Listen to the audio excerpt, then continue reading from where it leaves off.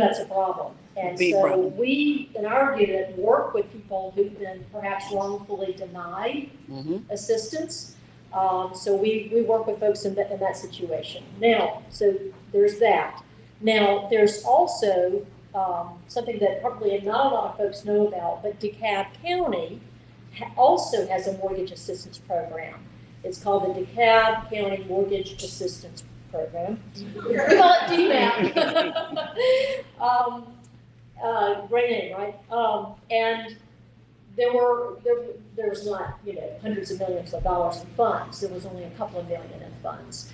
And the nonprofit partners involved in this include the Urban League, Urban League of Greater Atlanta, and then also Our House and Atlanta Legal Aid. And I think the funds that the Urban League have already gone through. They've already gone through those funds. But we are partnering with Our House, and there are still funds available. So for people who need mortgage assistance, I hope you will call my office. Now, there are, of course, eligibility guidelines, and we can provide information about that, but I just want you to know that there is potential assistance available.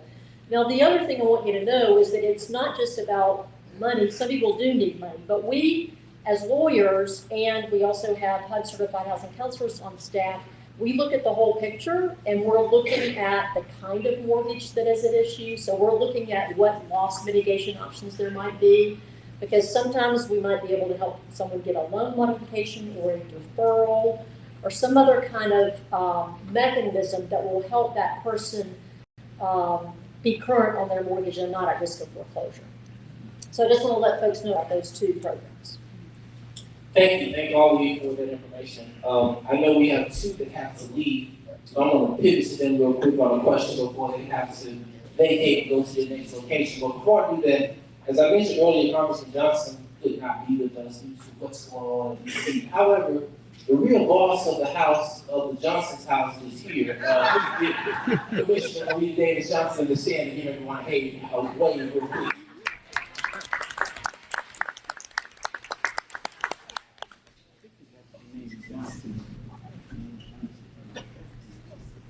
And I also want to recognize, I think I saw Mayor Cobble in the back. I want to recognize her as well.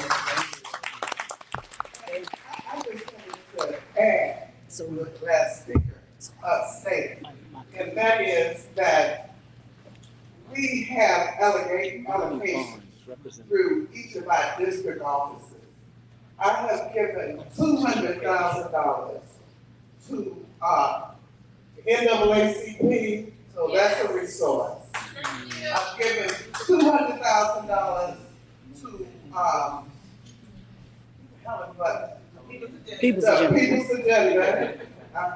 I've given $200,000. This allocated another $100,000 to First African. And there's one other place in the city of Decatur that has a home for Hagar's house. I'm sorry. Hagar's house. No, not Hagar's. Okay. Decatur Cooperative Ministry? And I just allocated $200,000 to Decatur. So I wanted y'all to know that there's more money from commissioners that have also given money. And if you received an email from me personally, Decatur Cooperative Ministries is on that list. That's right, they are. That's That's right. Get some of that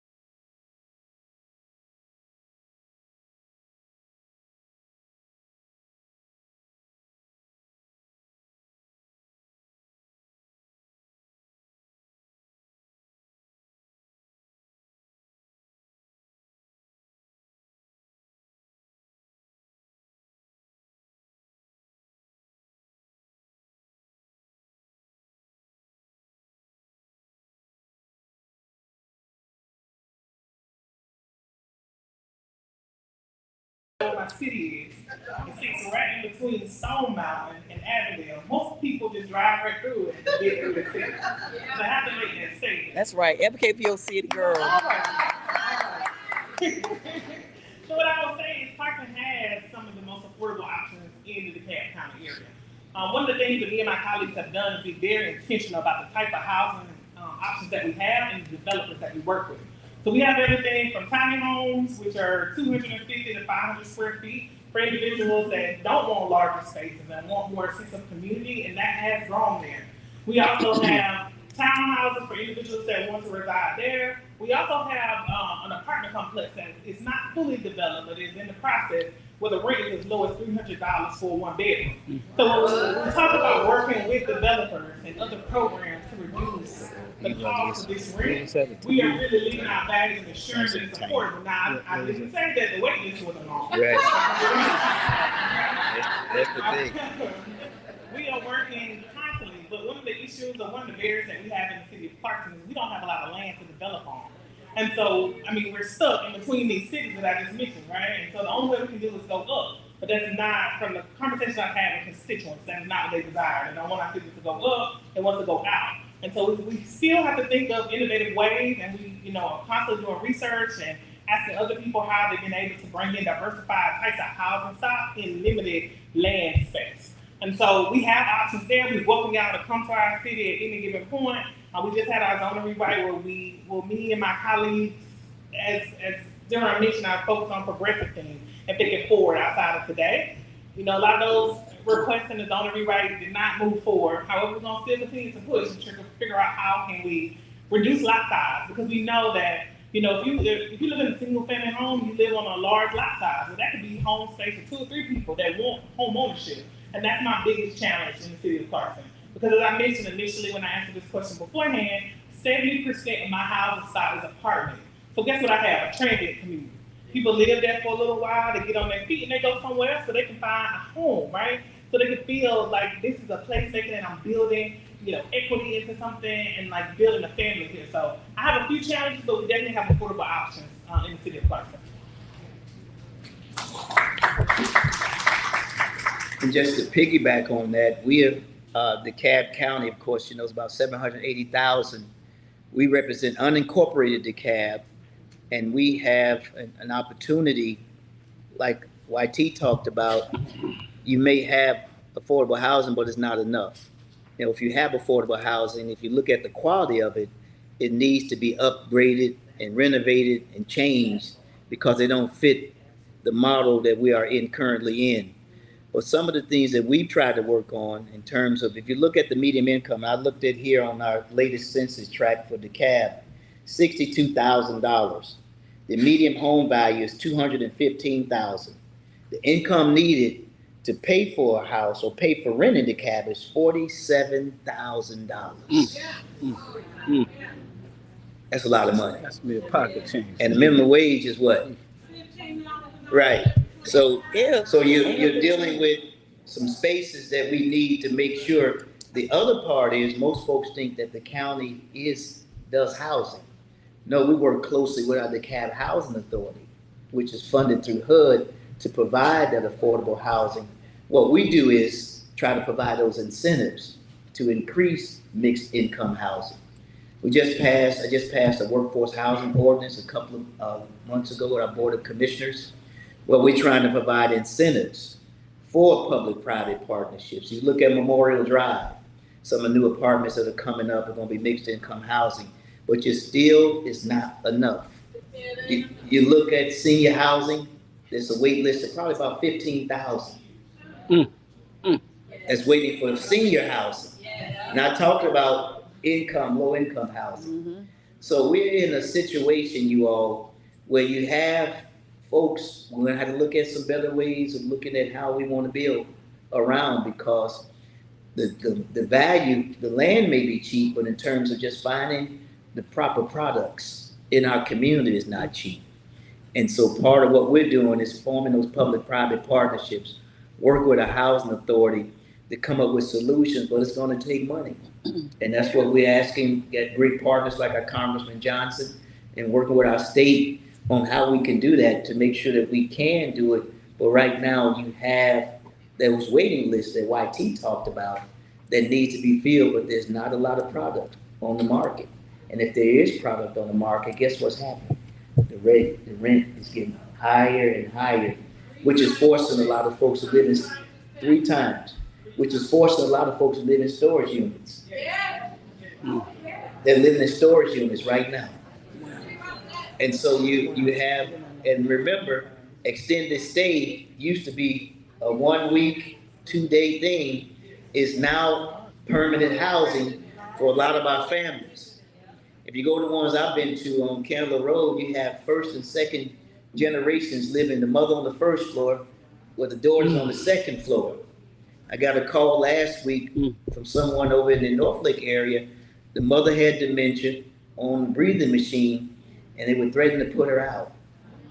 What do you do when you, Commissioner Marita David Johnson, we get those calls at 10 and 11 at night?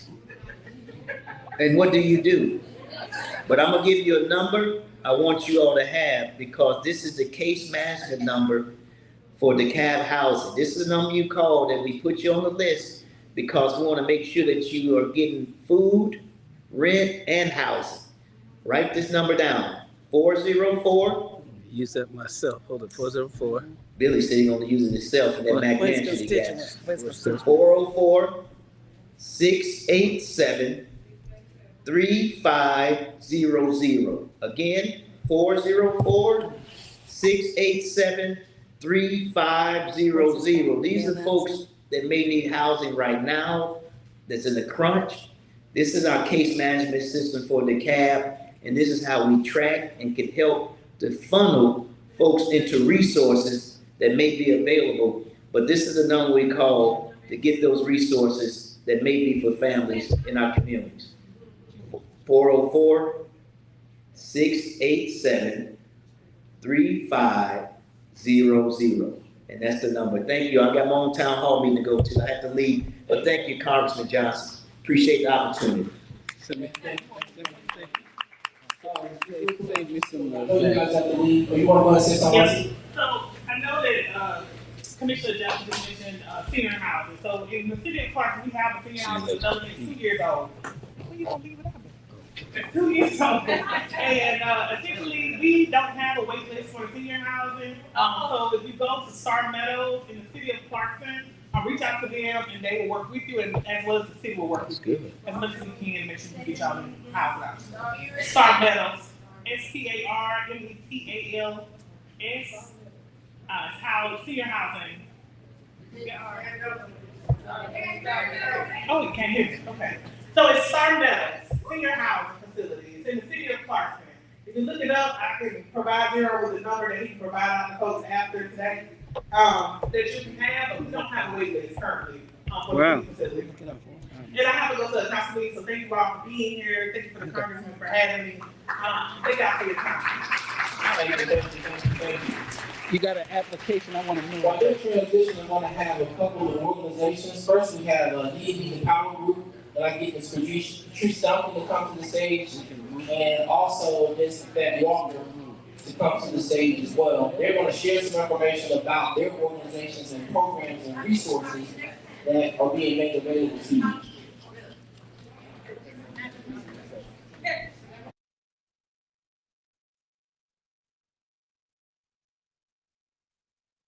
Thank you so much, Zeron, for this opportunity to talk today. We love Congressman Hank Johnson, Kathy, Zeron, all these panelists. We worked with them for years. D&E is a HUD-approved housing counseling agency, and Freddie Mac Bar helps them. We've been in business for the last 23 years, and lives matter to us. I'm the Chief Operating Officer, and Carrie Harris is the founder and CEO. We were former bankers. We worked at banks. We provided loans to people. We provided money to people. We worked in the Community Reinvestment Bank Department. Has anybody ever heard of the CRA? That's a piece of legislation that was enacted by Senator Proxmire in 1977 to encourage financial institutions to meet their housing and credit needs. So banks have a responsibility and an obligation to give back to the community. With that knowledge, we decided to open business in 2000. And our motto is that we develop people, we empower communities, and we change lives. This is not just what I'm saying. This is who we are. This is not just what we do. We care that families are able to pay their mortgage on time. We care that people are homeless. We care that kids are in trouble and our youth are trying to find their way. And we have committed ourselves to providing programs and services to meet those needs. We work with Karen Brown, with Atlanta Legal Aid for many, many years. We've done events because people know that we care and we want to make a difference in the communities that we serve. There is, as you've heard throughout this panel, there is a huge disparity in affordable housing stock and the availability of programs for low, very low, and moderate income individuals. We just did a workshop this past Saturday with the Atlanta Housing Authority and HUD, and there were over 300 people. Yeah. It was over 300 people there. It was unbelievable. And many of these folks have Section 8 vouchers. They want to buy a home. We don't want them to be discouraged, but the unfortunate thing is that where's the affordable housing stock? Where are they going to go? Where are they going to live? And what we often tell our clients, delay is not denial. Just because you can't buy today does not mean that you won't be able to buy a home. Stick to the process. Provide the paperwork that we ask you to provide. Attend your counseling sessions. We want to help you become a part of your American dream. And if you are a homeowner, we have our state housing finance agency. We have the HALF program, the Housing Assistance Fund, where if you are behind on your mortgage and you have a COVID-related hardship, you can receive up to $50,000 in mortgage assistance. $50,000. And if you don't get that the first time you apply, they have now a second request where you can come back and get the remaining amount to bring your mortgage current, to do a principal curtailment, or to pay for some of your household expenses. So I promise you, there are programs that are available. We want to know what those programs are, to give you the resources that are available to help you make a change and have economic and community empowerment to stay, not only what they said, to work, but to live in DeKalb County and other counties. We're committed to this work because we truly believe what you live in, you practice, and what you practice, you learn. What you learn, you become, and what you become has consequences. We want you to make good choices and have good consequences and help you through that process and whatever your goal is, help you to achieve it. Thank you so much. Please visit our table and we'll be more than happy to give you any more questions, answer questions, or anything of that nature. Thank you so much, Ron. Thank you so much for this evening. Thank you for the panel and all of the valuable information that was provided. My name is Pat Walker. I'm the founder and executive director of Community Action Now. I'm also a national board member for the National Coalition of Homelessness. I stand before you because representing NCH this evening, our charge is to recruit more individuals with lived experiences, with housing instability, and those that simply believe that that housing is a human right. We believe that it's a human right. We are going to continue to hold our state, local, and federal partners accountable, but we want you at the seat of decision-making as a member of NCH. This gives you an opportunity to take simple discussions and community forums to a national front and turn those concerns into policy changes in the United States, starting with right here in your backyard. So we want you to stop at our table. It's the big yellow banners for Community Action Now and NCH. Again, those with lived experience or those that believe that housing is a human right, we ask you to join forces to make your voice heard on a national level. We can talk about it all day long. At the end of the day, we need housing that is affordable, we need funding for houses, and we need to end this discussion because people should be at homes. We shouldn't have to have this discussion.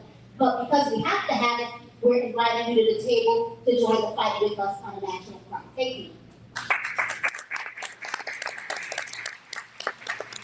Next, we have Mr. Tony Jean-Louis from Urban League of Atlanta.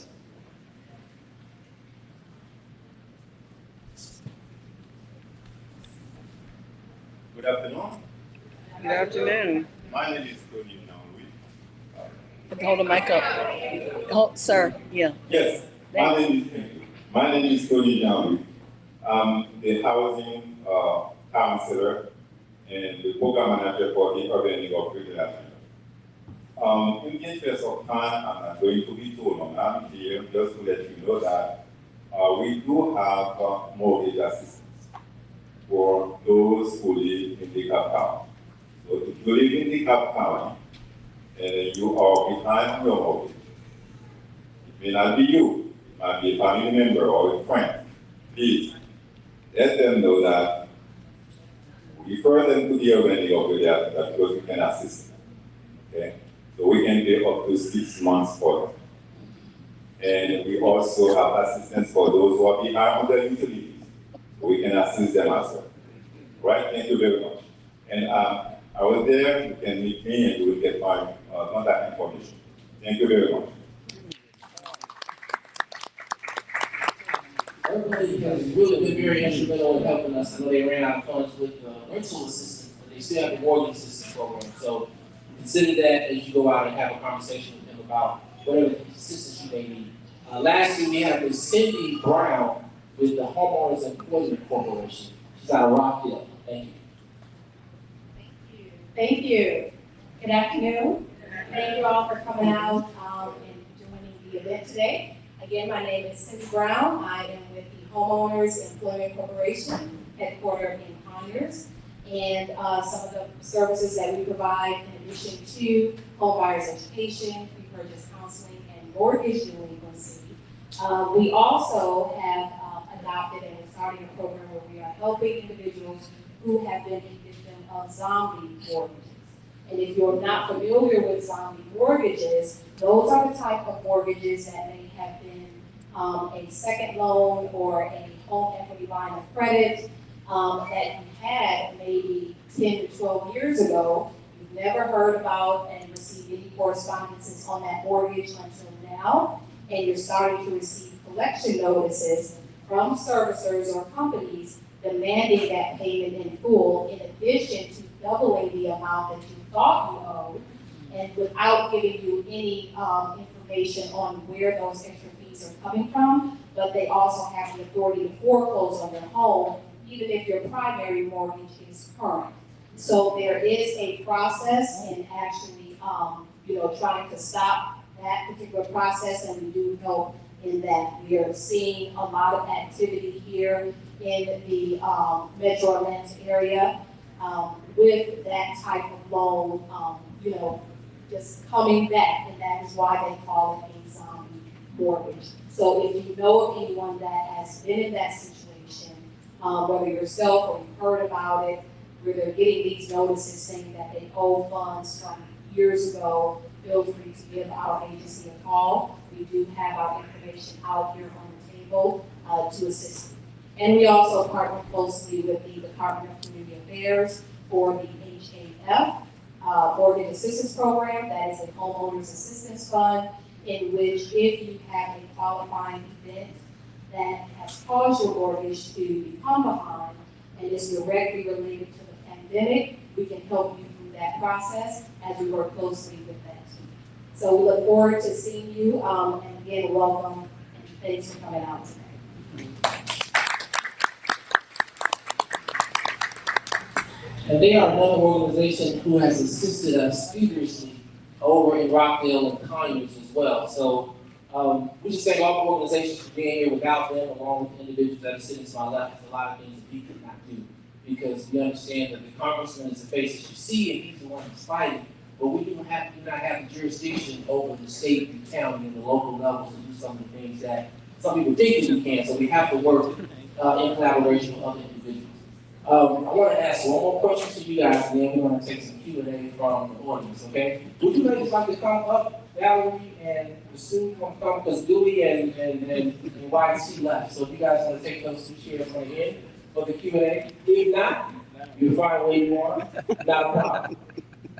I would like to ask, we talked about earlier about what's going on in the state of Georgia with the rental tax.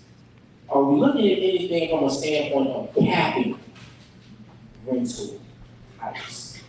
Is that a conversation that we've had? Because I had a situation recently, we had a senior to come into the office. Her rent was $895 per month. Police ran out in September. In October, I had a conversation with our district director, Ms. Kathy Register. In October, her rent was $23.95. So we're talking about a $1,500 increase in her rent. And there were no laws in place. And she's not, whoever the individual is not doing anything illegal because there are no laws in place to prevent this. But I was just curious to know, have we heard, we had any conversations about rental hikes? And I know Billy and Tanya looking at me like, I know you didn't just put me on the spot. Billy's gonna be nice. I don't know how nice I'm gonna be. Let Billy go I first thought and be this nice. was gonna be a nice town hall meeting. Come give some information, shake a few hands and get out of here. You're asking some very difficult questions here for Georgians.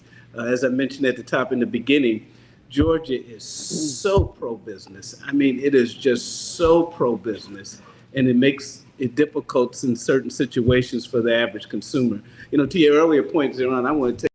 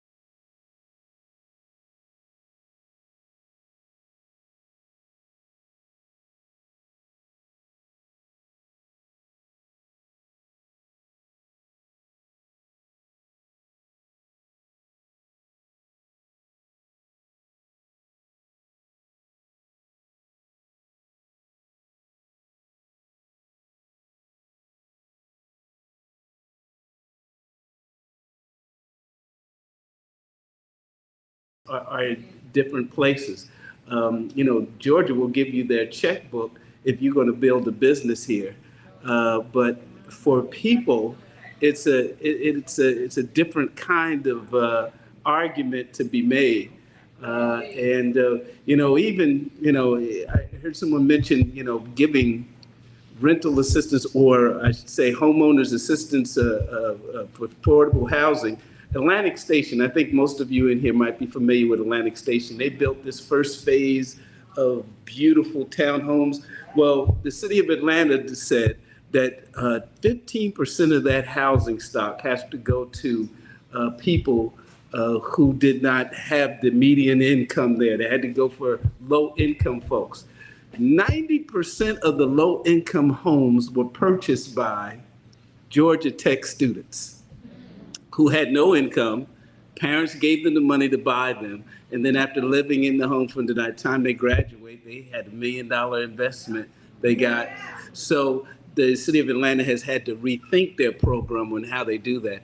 I suspect, you know, we don't even do these housing units that's reserved strictly for low-income folks anymore. Because I suspect if we were to come to your neighborhood and say we're going to put a low-income housing development, most of you in here would be protesting for that. So we've got to find a way, and maybe these experts could give us some solutions to how we deal with that, because it is getting to be a point. You know, just to give you a perfect example, I had a friend of mine who was worked at the post office in Chicago. Chicago is one of the most expensive housing markets in this country. He kept putting in for a transfer to Atlanta. About 20 some odd years ago, he got the transfer to Atlanta, sold his house in Chicago, made so much money on his house that he sold in Chicago, he bought a house here cash, had enough money left over that he bought a summer home in Savannah.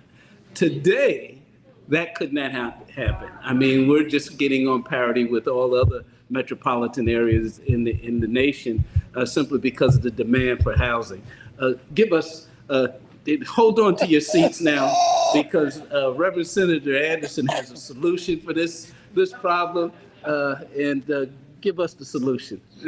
Well, Senator Anderson is being put on the spot and ask those who have questions to line up to my far left. And I'm going to come over with a microphone. give me a little time to think. I know, right? I know, right? I appreciate you, Saran. Yeah. Oh man, this is gone. I thought this. I know you.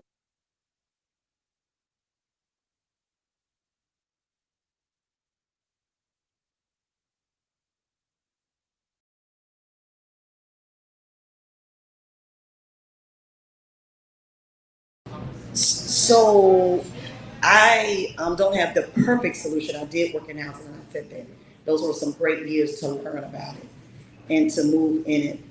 When Representative Mitchell says that Georgia is very pro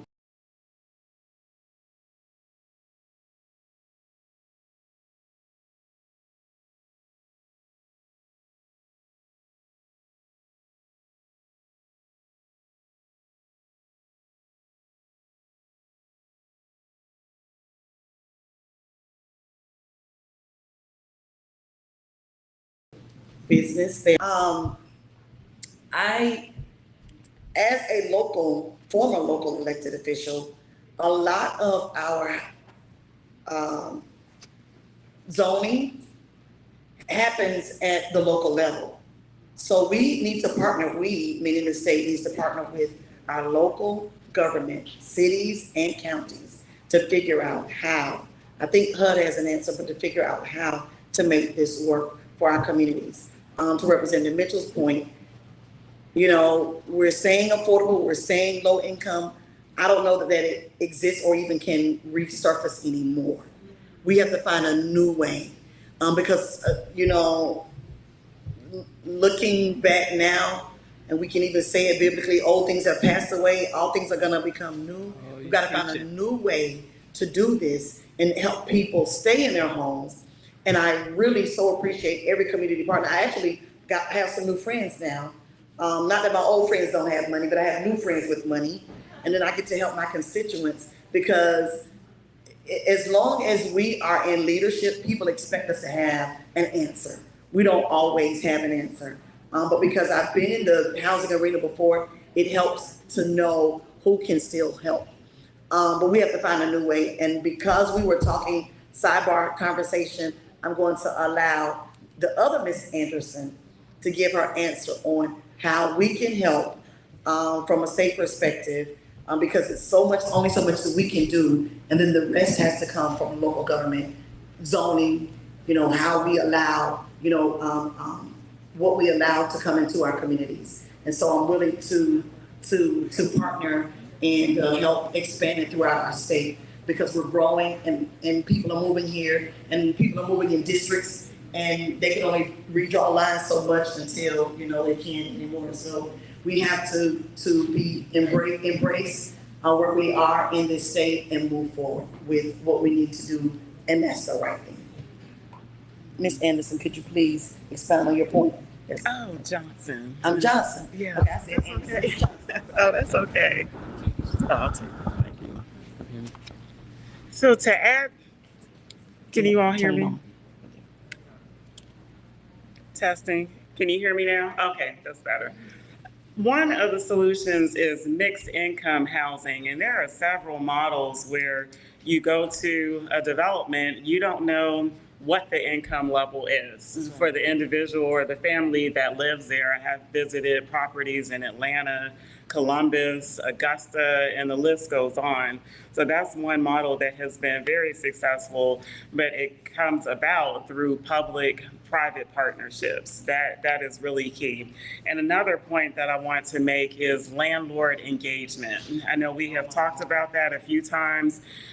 My office and we have done a lot with public housing authorities and with landlord engagement over the last year, because what good is it if an individual has a voucher in hand, but no one will take it? And so we've been talking about creative ways that housing authorities are incorporating incentives to bring these landlords bring them on board so that they will accept vouchers that individuals present to them.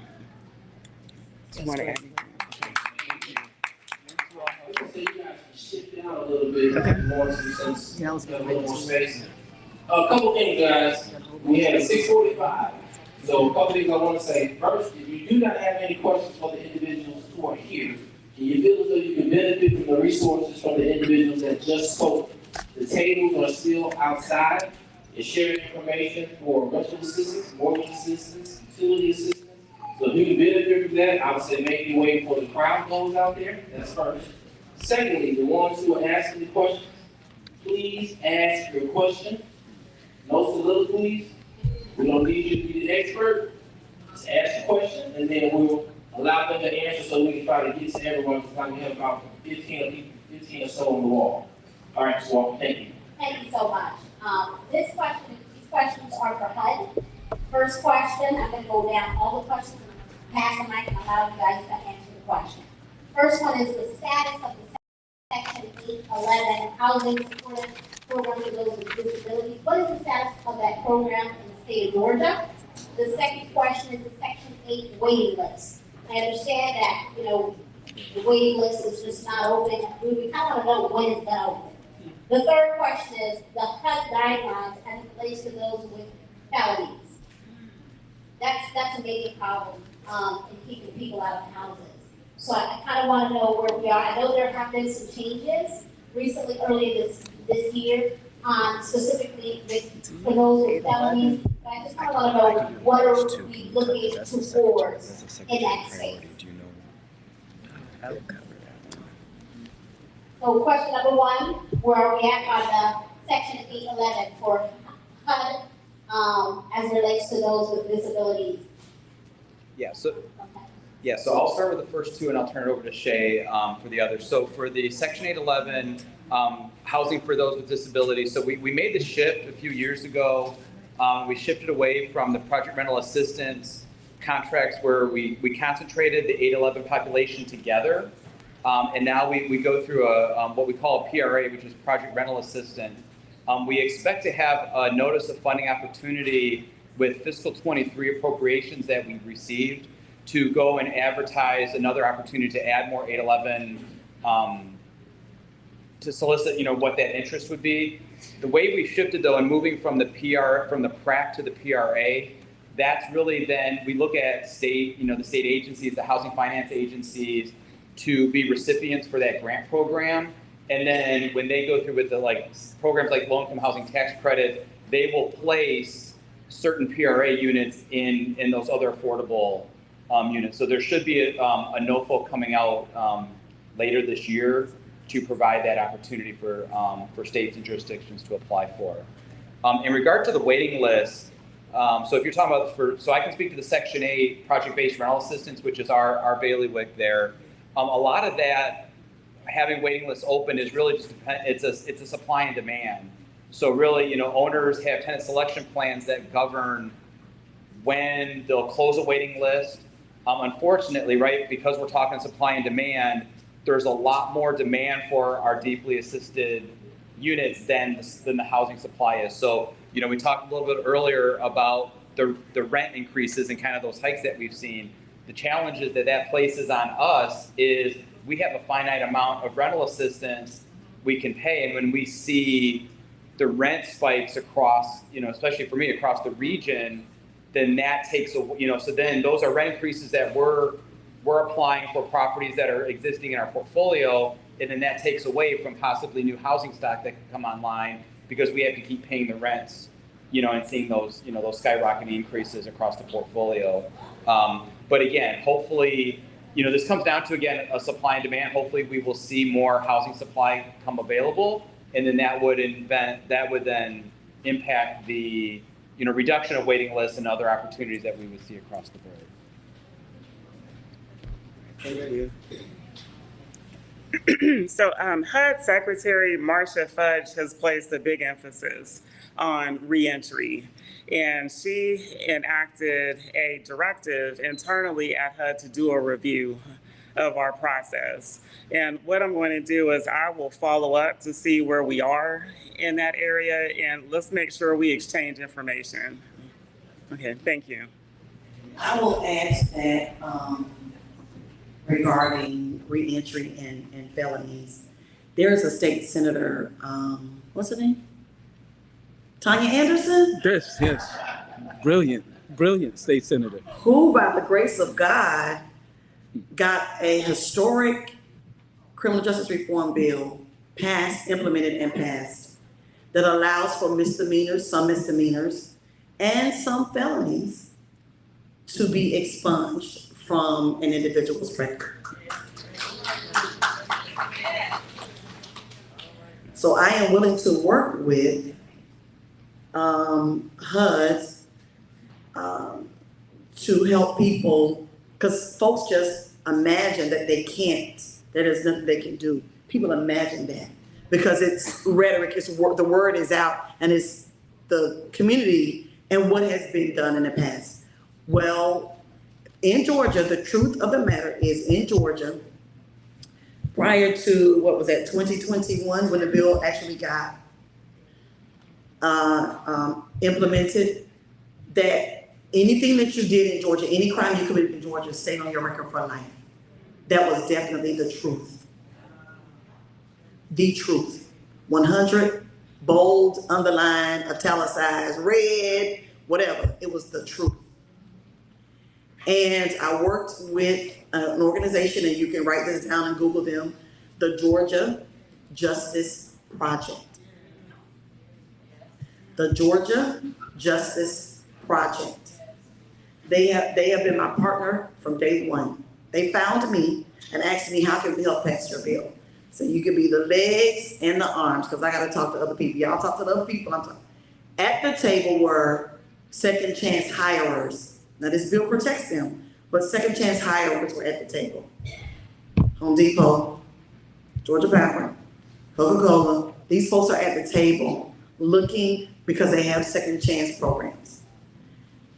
The Georgia Justice Project will work with you. I can't promise what they can do, but I can promise that they will work with you to help get your record, to look at it and help it get you to where you need to be. Because HUD as a felony that's a whole nother level. Federal government is a whole nother level of governing. And if that's their process, but then there are some felonies that can be expunged. So don't walk away with no hope, because there now is hope. Wonderful, wonderful. She's good, isn't she? Hi, thank you for the opportunity to ask a question.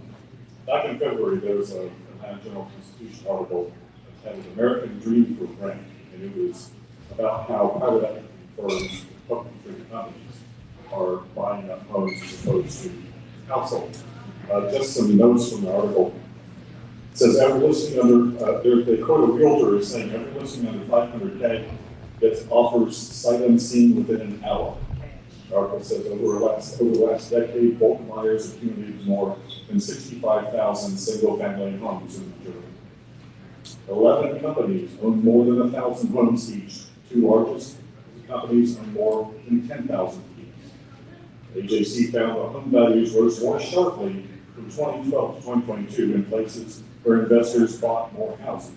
And a study from Georgia Tech found that rising investor activity caused a 1.4% drop in homeownership rates in Metro Atlanta between 2007 and 2016, which translates to 16,500 fewer homes owned by households than expected.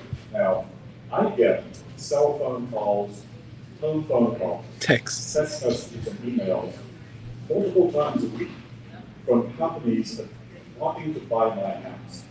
So, given what everyone here has been saying this evening about rising rents and rising home prices, and the additional pressure caused by people moving north from Florida, whether they're climate refugees or coming up for some other reason, I have to ask, where does this end?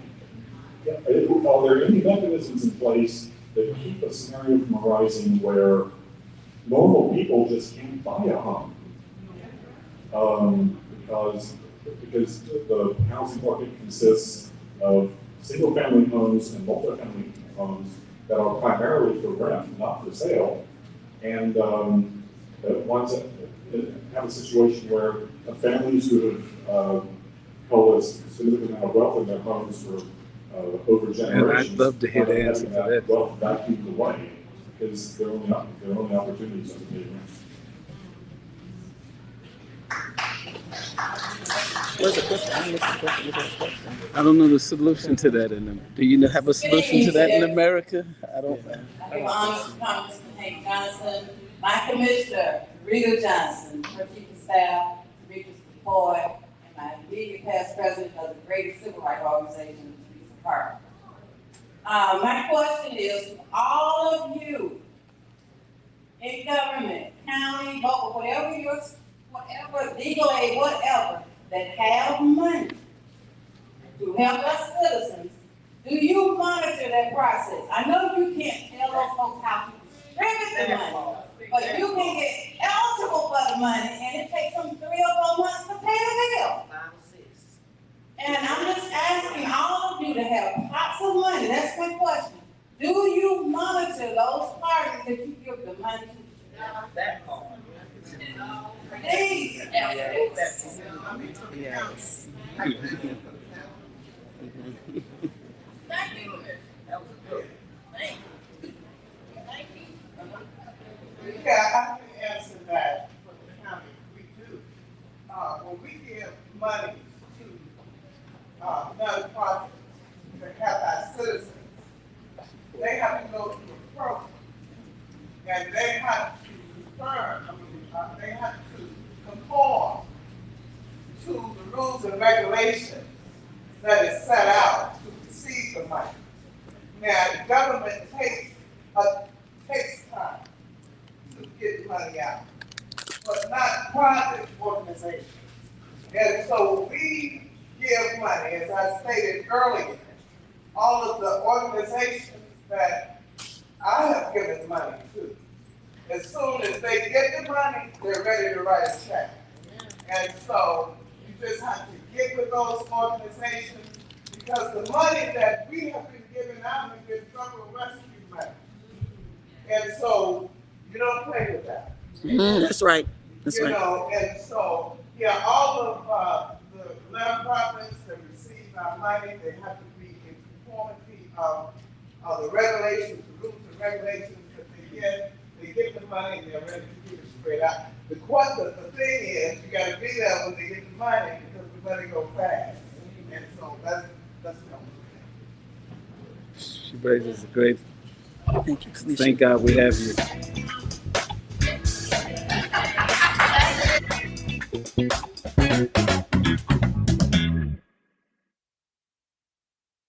Okay.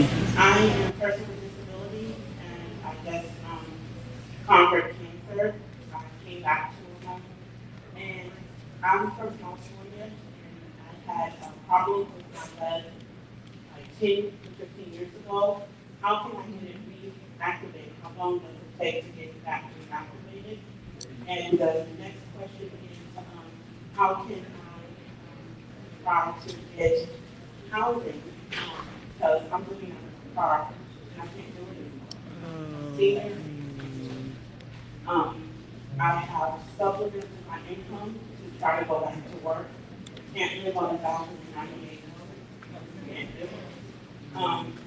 So I have found some contracts that I can do, pushing myself, working in manufacturing, and some of the residents I couldn't take care of them. I can't do this anymore. So I just wanted to know, as a person who has a disability and that I'm conquering, I'm a very strong woman now. I've achieved a lot of things. I'm sure I have to go to Social Security Disability to let them know that, hey, I can't afford to live on $1,098. And I just need to know from HUD what can I do to try to get a house that my son does have a I think you need to, yeah, go ahead. You guys see the question? Yeah. So the first, to reactivate the prior assistance, I mean, that's a conversation that we would need. So if it was a project-based rental assistance, once you leave that property, then that affiliation is no longer. Now, if you had a voucher, that may be something possible where you could reach out to that public housing authority that managed that voucher to see if there's a way to reinstate, or maybe a way to kind of jump the waiting list, if, you know, based on that history. In order to obtain new housing, let's connect. Let me give you my card, and I can make sure that reach out to me. One of my staff, we can share with you the different, depending on what area you're looking at, we can share with you the resources, and again, whether it's housing for disabled, elderly housing, and some of those waiting lists are typically easier and shorter than family housing. But let's connect after and make sure that get you our contact information and help you out. How y'all doing? Ma'am. Artist from Myrtle Beach, maybe 3 years ago. So I started in the county, and then I moved to Fulton County. Moving here, I did receive a Section 8 voucher, right? So when I received this voucher, I was actually in Myrtle Beach at the time. And I was given a voucher for Myrtle Beach as well as in Cali County because I had applied for them long ago. So fast forward, I get here. I left Myrtle Beach, South Carolina to come to Georgia. First of all, to expand, on my business and becoming an artist and just uprooting my children and giving them something different to see, right? So where I'm from, it's predominantly Caucasian, no offense to Caucasian, but that's where I come from. That's why people move to Georgia. And so I wanted my children to be able to come here and see Black people thrive, right? So I got here, little girl from Myrtle Beach, never been to Georgia a day in my life. But anyway, I got here and the question is, I received that Section 8 voucher, right? Didn't know much about Georgia. Everywhere I've been with this voucher, I was appalled. So my question is, here's my question. I got it. First, it goes to HUD, because upon moving in both places that I received with my Section 8 voucher, there's no way inspections were here. I have pictures and pictures and pictures of moving into places with black mold, holes everywhere. So my question is, how does HUD go about inspections? Because these inspections can't be being done. Second, properties that have been here for quite some time, maybe 30 years, 40 years, why are you guys raising rent on properties that haven't even been redone in 30 years? Oh, at 30 years, y'all got every other year the rent going. Why? You haven't even flipped the apartment complex. Another question. Going into, the apartment, I reported it. I reported it to HUD, BBB, the apartment complex, within a week of moving in. Why was I made to stay in this apartment for the full term for 2 years? Nobody came out, nobody fixed it. They're doing it now. But I walked right into this mess. 30 years of a property that you guys have been under terms with, and not in 30 years have they flipped anything. Why? Why are we raising the rent if we haven't done our jobs in 30 years? And then lastly, my last question is the 13%, right? Georgia Power, what is going on? So Georgia Power just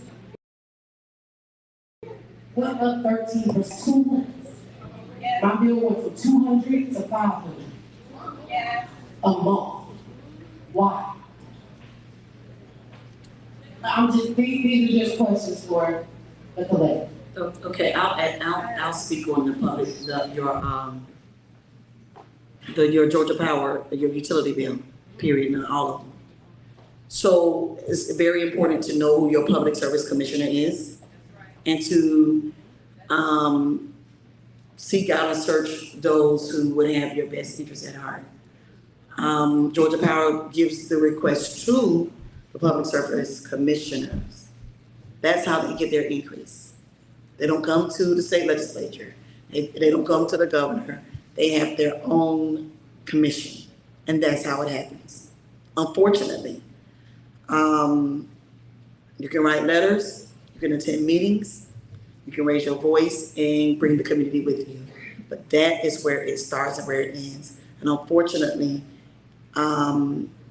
we've seen disproportions in that, and the increases are, we scream and jump and shout about it. But when it gets to the point of increase every year or every 2 years, that's a huge problem. So it's the Public Service Commission that you have to address with that. Hey, Mark, Shane, I was gonna ask, is it possible to have a one, it sounds like she has, two things that need to be addressed, and the lines get longer. So I'm gonna say this, guys, I'm gonna say this as respectful as I can. You can't ask a question. I'm gonna have to take the microphone, because we have to be out of here in about 20 minutes, 25 minutes. The questions are getting longer. They're not So we questions have to anymore. just ask the question, let them respond, and go to the next person. Be respectful to the person behind you, okay? Please, thank you. Hi,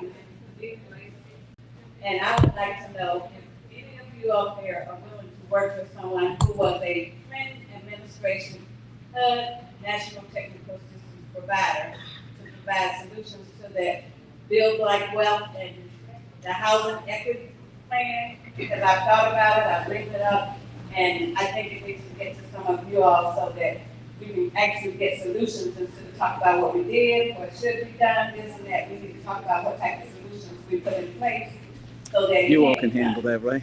You can handle that. Thank you.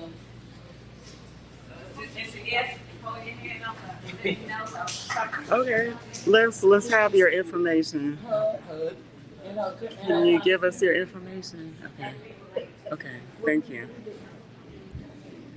My name is Bob Bolden. I'm here on behalf of the Housing Stabilization Initiative. I thought this was more going to be a policy roundtable versus a resource type of event, but I did want to ask a couple of questions. Ironically, some of the people aren't here, but what we have currently in South DeKalb specifically in terms of housing is an unsustainable model. It has some unique factors, such as we're the only part of Metro Atlanta without student housing, which means the students fight for the affordable housing inventory in this community. We don't have a 3-star hotel of any kind. We don't have resources that developers specifically are looking for in order to develop healthy, safe, and progressive communities. And there's a big difference between any housing you can afford is affordable housing, but housing affordability is a problem. And if we're doing $300 a month rent, we're the only part of Atlanta where you can find low income or the bottom of the barrel housing. How do we combat this systemic problem that ends us right back here, giving away public funds that are often getting cut, and then we have to make excuses? Because I've been trying for 2 years to work with the county on a major development with a major developer, and we don't get all of that from certain Congress people, from certain people. Well, I tell you, I represent this area, Fifth District, South Carolina, and if you have not gone to office, because if you had, I've emailed you would have, I answered my emails and I answered my calls. You know, now, housing is an issue, not only in the county, It's everywhere. but it's all over the United States. Absolutely, absolutely. And so, we cannot regulate landlords. We can't regulate the laws in the state. And we can't regulate some ordinance in the county. But now, if you say that you emailed me, I'm not gonna say you didn't. But I'm saying I usually answer all of my emails and return all of my calls. She does. And I do a lot of the personal. She does. Yes. So I want everyone out here to know that if you have a problem with South DeKalb, the 5th District, where we just built a new school, Georgia Perimeter College, because if you don't have money, you kill and you steal. And if you don't have skills, you don't have the ability to make a living wage. So we work with that, and I could name a lot of stuff that's inside the camp that you're not gonna find in other parts of the metropolitan area. We got 3 kinds of we got 3 kinds of commercial. We got a hospital here. We have hotels and 3-star. Yeah. We got 3 of them up the south, up at Stonecrest. And so I'm not gonna call the right, but I just wanted to make some things clear. If you're in South DeKalb and you see a problem, if you call my office, M.D. Johnson, I'm gonna call you back. Yes. Yes.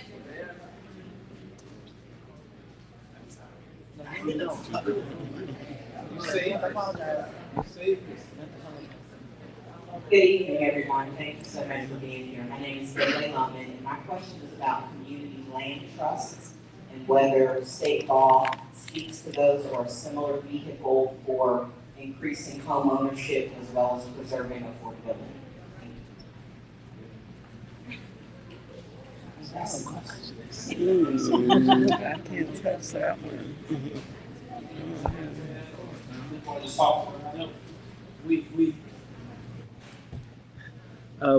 We don't specifically have You know that. anything to that. You know that.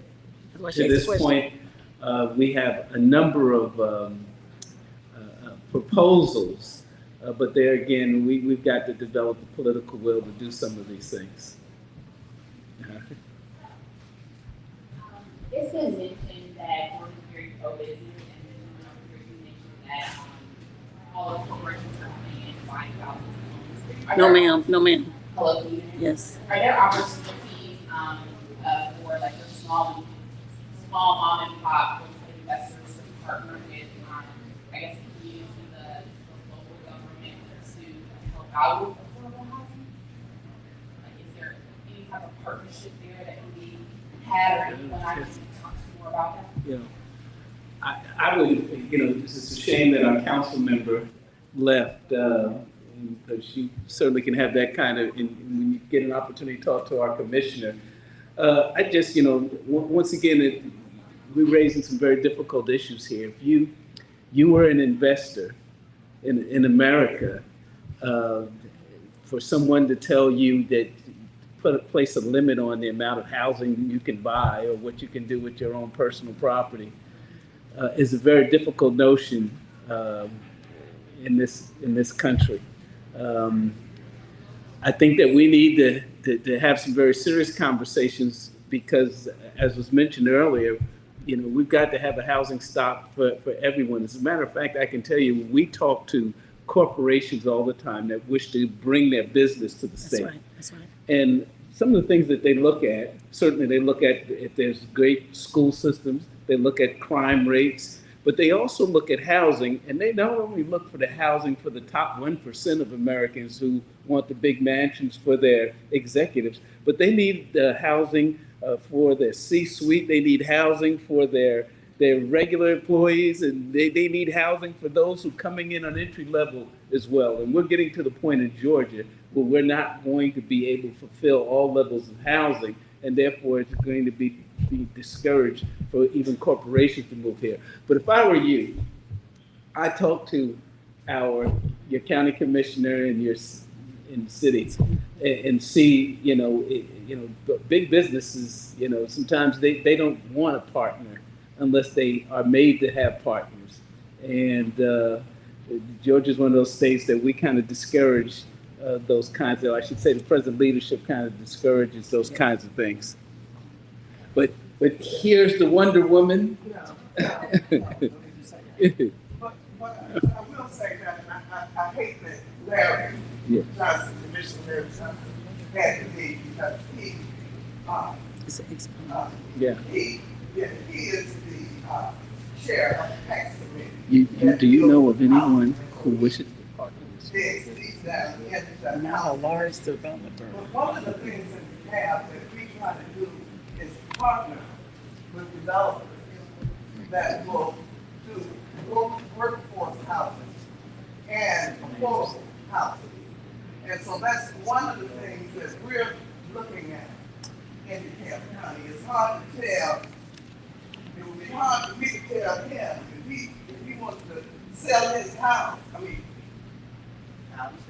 I'm sorry. Yeah, it would be hard for me to tell anyone if they wanted to sell their house to a corporation that you can't do that. You know, you just can't.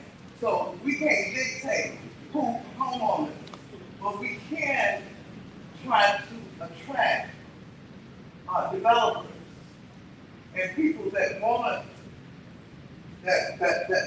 to develop affordable housing, workforce housing, and that's what we try to do. So that's what I'm trying to do. So who would I contact about that kind of? What do you need? Well, I mean, I'm living in DeKalb, but I'm an investor. Well, if you live in DeKalb, call you county commissioner. Good evening. My name is Mikhail Hill. I work for an engineering company who works with the housing industry. I just had a couple of insights from my experience with it. Number one, as far as private public initiatives, I would suggest using up some of this derelict land and derelict properties that you see around. Just around from my house, there's an old bowling alley, a junkyard that should not be abutted up against a residential community, and an old driveway.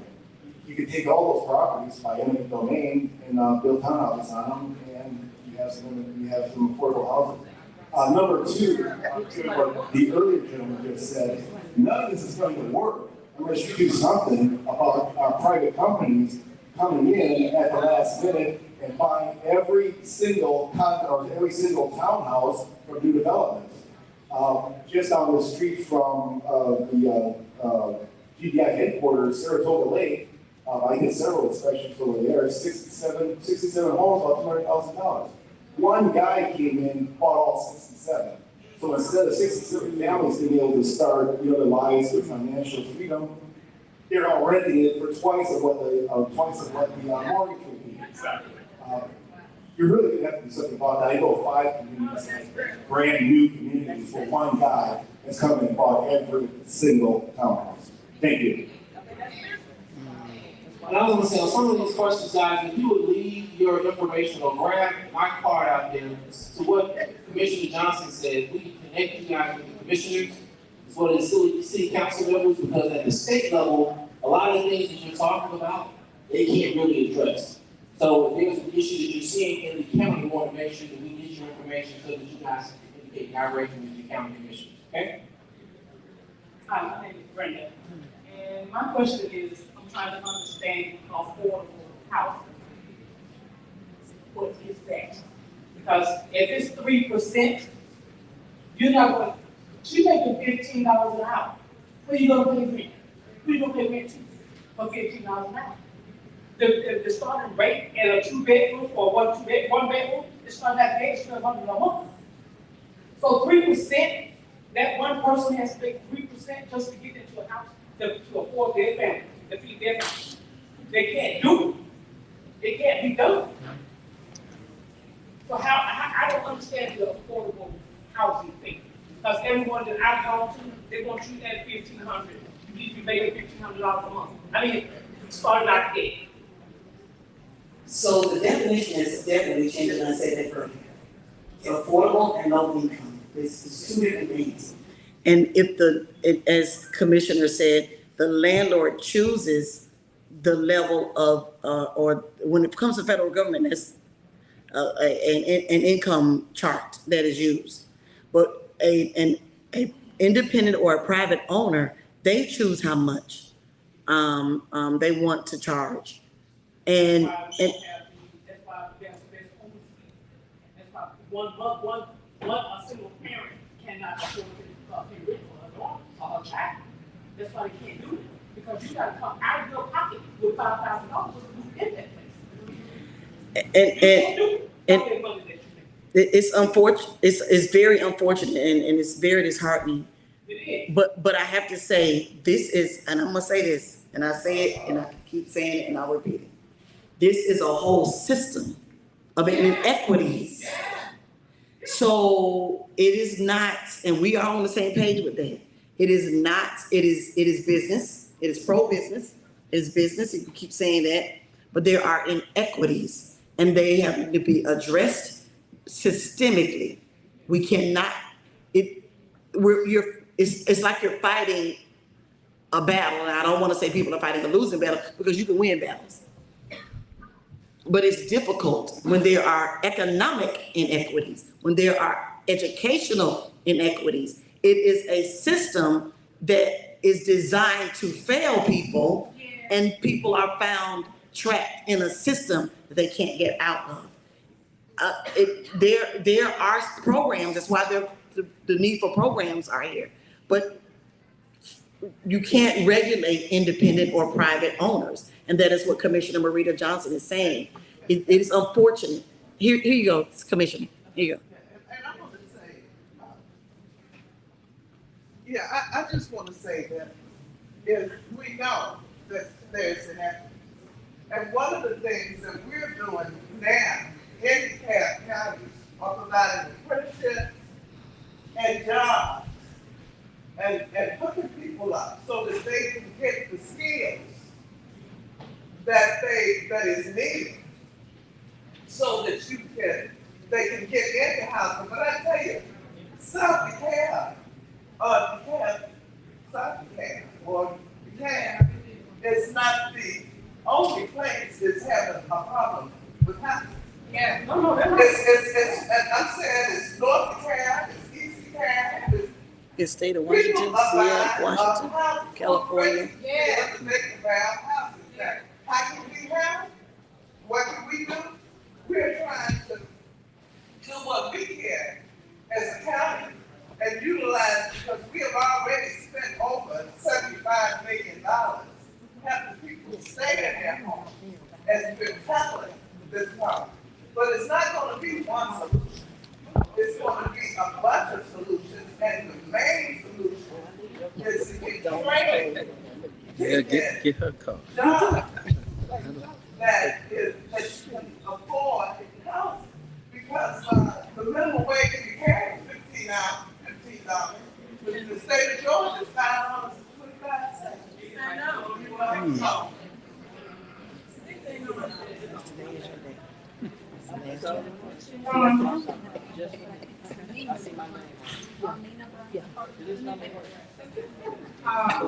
been Patricia, 38 years, raised in Fulton County. I'm telling y'all, whatever it is you know, whatever you're doing, I hope you're doing everything possible. Because it's real ugly out there. And people doing everything under the sun. I have gone through all kinds of programs that assist you with your rent, get you at the food pantry on a regular. And if you want just a minimum income, like disability or anything, that does not feed you or even get you up in the morning of the year. You know what I'm saying? And so a lot of people out here, they tight, but they still get up in the morning and do what they got to do. You got child care. People can't find, I'm taking care of babies or other people in mind to assist them, because I'm old, I'm gonna do what I need to do, do what I got to do done. You understand? But you talk about food, rent, mortgage, all these condominium houses being built around here. Go down Linwood, you still got a bowling alley down there, that's been owned for years. Empty apartment, hotel. And if you're not investing in them to try to turn them into houses and stuff, you got people living in hotels as residents for the last 45 years. And if you say the generation, look at everything else. And I'm just saying, I'm out here. Partnership for Community Action, the DeKalb Ministry, I can give you a list of names. And when you call on Monday morning, you better get through. Trying to put your name on the DeKalb County Housing for to get that. You can't even Where's get the question? You're free from that stuff.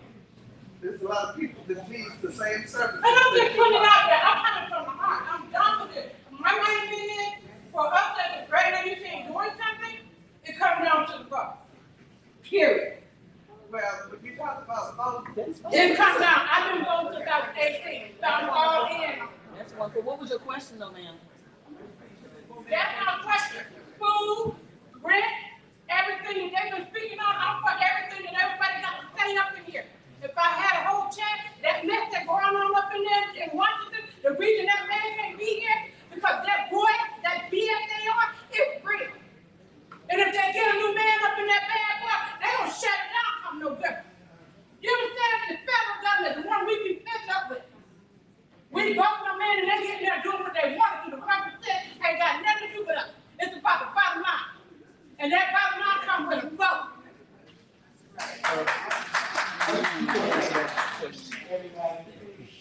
respectful.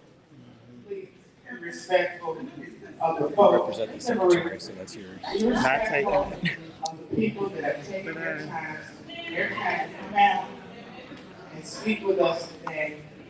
These people are elected officials. They understand what the problems are. They're doing their very best to work to help the folks in our communities. We have other people on the panel from HUD, different locations who are here to help.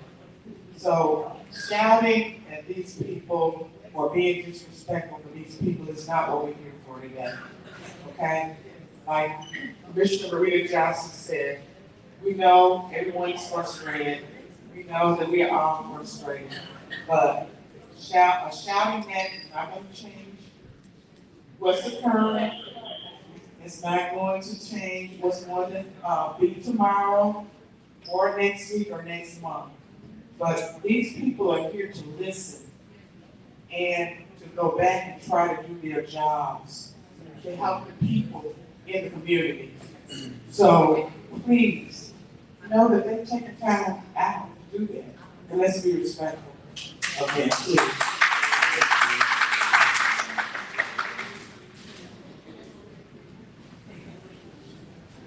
Good evening. Yes, housing. As I was coming here, along the way, it's a big, I think it's an apartment complex, and it's empty. So I heard about the man came in and bought all the properties and everything. So my question is, in order to keep these investors and who have money from coming in, dominating the properties, going into communities that are 200, let's say 250, and bringing $400,000 to $500,000 homes into their property. I know that people can do what they want to do, but it should be some kind of something. Whereas a law, I was talking to the gentleman behind me, and he said in Canada they got something where they, I guess, stabilize, where people can't come in and build $400,000 home in a $100,000 community. That's why the old lady can't pay. She done bought her house, but the taxes don't went up so high, she can't pay the taxes. So, and then another thing, and I don't want to be prejudiced and everything. I know a lot of people are coming here, different nationalities. I ain't got a problem with that. But my problem is, how can they come in and get the vouchers that we are standing up here trying to get down? They come in and they get it hands down, food down, and everything. They come in, they take it out English, they got the interpreter interpreting what they need to do, and we standing in line, being here all I our don't know. years. Is that the case? Is that true? That y'all give it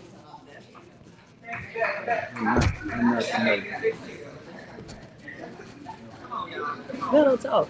Let her talk. Let her talk.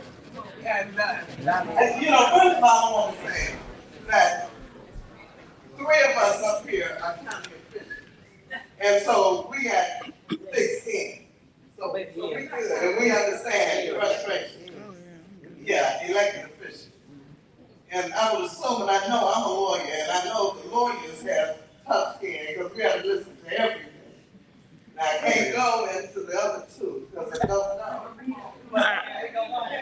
I'm good. But I just want to say that that's what folks used to say about us. You know, that we come in, and you know, I mean, no, folks that are here, we try to help everybody. You know, and folks that are here, no matter what the nationality, where they came from, you know, if we can help them, we should help them. And it's not going to take you. She's saying the same rules don't apply. That's what she's saying. That's all she's saying. Same rules don't apply. Can you hear me? I just want to say, don't take anything that said person. Very nice, it seems like. Very frustrated.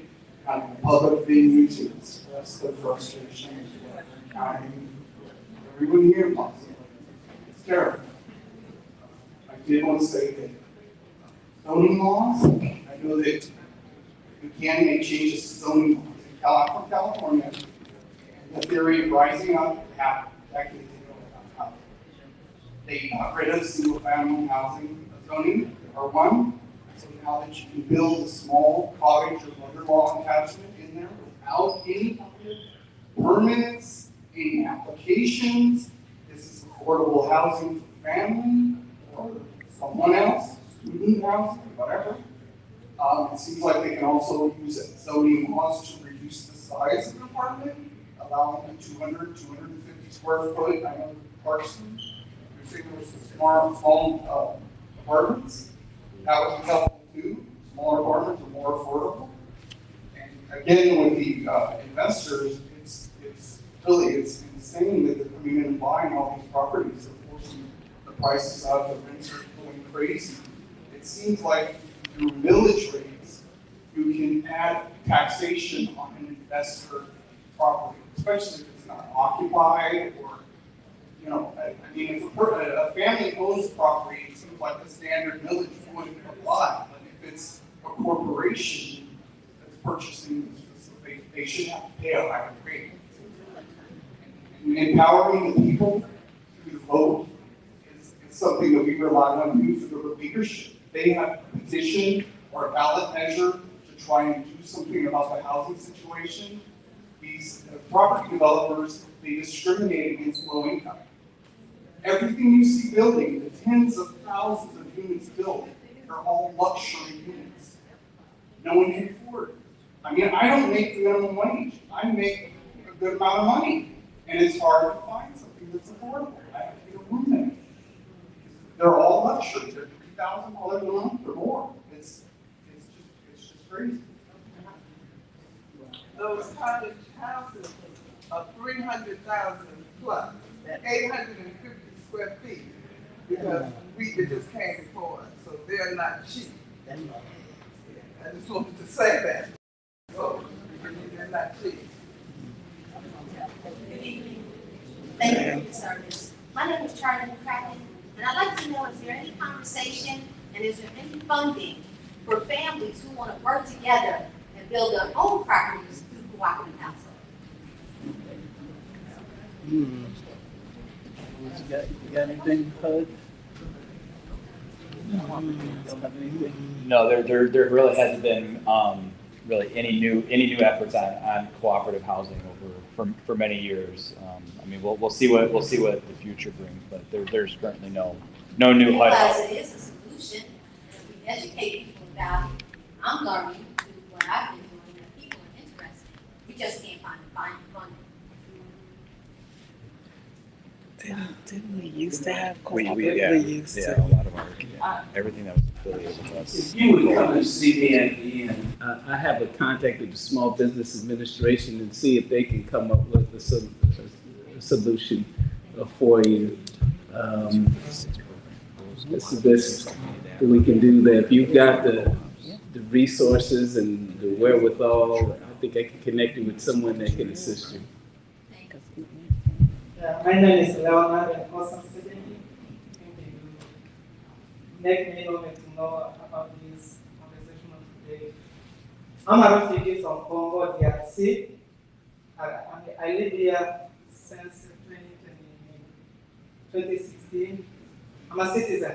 I did my application. Thank you. Thank you. Thank you. Congratulations. Congratulations. About our refugees people. Because for sure, in class, some people are struggling. Especially on a time for renting or buying a home. I myself, I live in that apartment over in Gallagher 751. I lived there 7 years. I could not have the time to go make a process for buying a home. I don't know where people doing. They get grants or like home assistance, which one the government offer for people. The best way, I can just please help your people. Yes.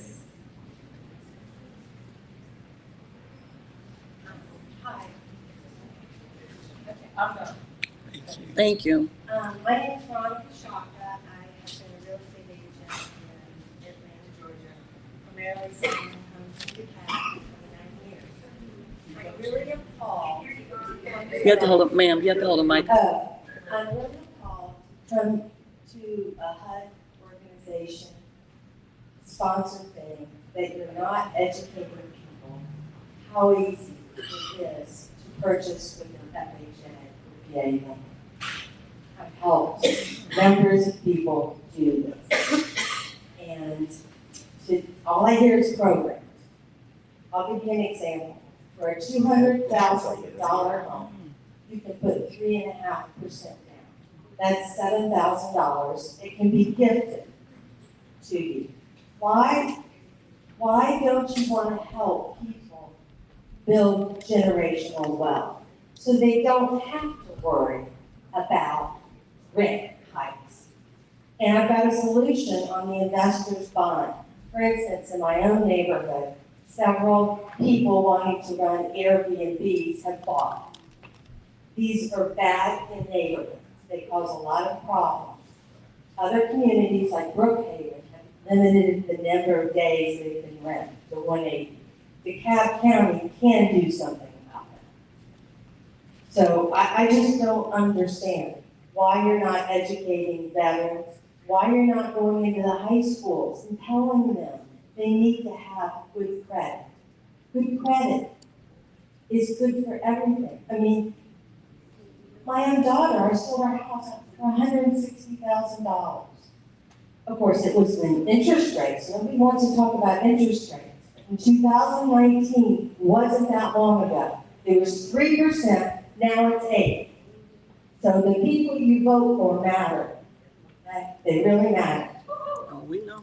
Well, I just wanted to put in a plug. I just co-hosted with Atlanta Housing a huge house party event on Saturday, and it was all about home ownership. We had several housing counseling agencies, Invest Atlanta, just a host of different resources, and they taught everyone there about repairing their credit, for example, what steps they need to go through to purchase a home to build generational wealth. And we brought those materials today. They're out there at our table in the hall. And we have someone here today that's been talking about FHA. So yes, we understand it's a priority. No hope. I helped more African Americans in 2019 buy homes, and one was a homeless veteran living in a no. Okay, thank you. So good evening. I've been living in Calgary for 16 years. I'm a homeowner. The issue is just like for 2-3 years, we just put a lien on my house. I've been paying, like sending their emails, going to their office, no one has received it. I have my bank statements. Every other month, they have to send me a letter, and I have 2 kids. Like, I don't know what to do anymore. I'm confused. I don't know who to talk to. That's why I came, because I really need help. We're gonna get you some help, ma'am. We'll get you some help. I'm going to be very quick and very to the point about this. And this is what bothers me, is that when I first moved to Atlanta in 1979, from 1979 to about